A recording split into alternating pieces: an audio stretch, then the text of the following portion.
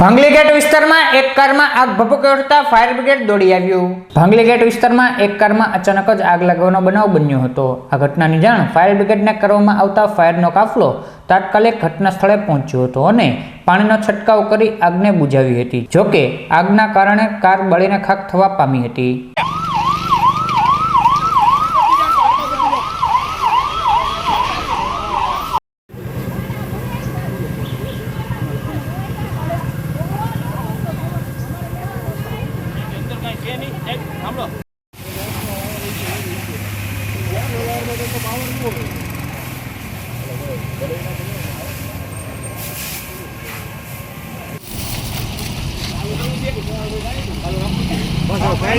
ખાલી લાઈન આમ ઘડી કરાવવા જો ધોવાડો નીકળે આ ઘડી ત્યાં મૂકી હાલો હા અમે બહુ ભરી ગયું હા એટલે લીચુરી બમ્પર થોડુંક રહેવા દે પછી ધોવાડા તો નીકળે